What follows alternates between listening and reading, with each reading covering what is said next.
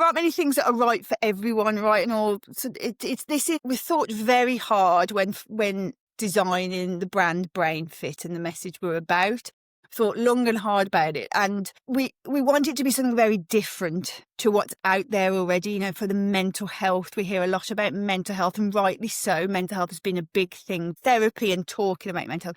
But we want Brain Fitness is something different, right? Something new. It's about when our brain is fit, we are well protected against mental illness. So it's all about doing exercises to strengthen your brain, to get it fitter, to track your brain fitness and how it's performing. So to answer that, it's I would say, to use the physical fitness analogy, a metaphor is helpful in the sense that not everybody, it's a timing issue, right? If you've got a physical injury, right, say you've broken your leg, it's not the right time to go to the gym and start running on a treadmill, right? You know, so to use that sort of analogy, if you are suffering from a severe mental illness and really struggling, then treatment and recognised therapy for your mental illness is the right thing to do.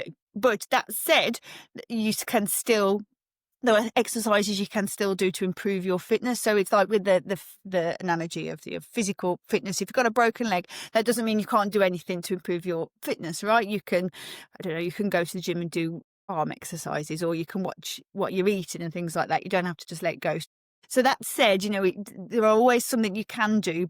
But yeah, it's a timing thing. I guess sometimes if there are people who the messaging of Brain Fitness just won't resonate, about improving your brain performance, because having a fit brain is all about feeling mentally good, going to bed feeling good about the day and waking up feeling good about the day, being able to face the demands and the challenges that in your life, regardless, getting enough, making good decisions, making better decisions, getting enough. So yeah, it's a timing issue. So it's not right for everyone at the same time. I say if you are sort of mentally unwell, there'd be you want to focus on treating the mental illness, but you can still be working on your brain fitness as well. Brain fitness is different from your mental health and illness. Wearable neurotechs, people who aren't particularly tech savvy or not that interested in tracking their data, it's sort of, it might not be that interested for, but it's absolutely sort of accessible. Anyone can do the mental exercises, the mental workouts. Anybody with a fully functioned adult brain is capable of doing this.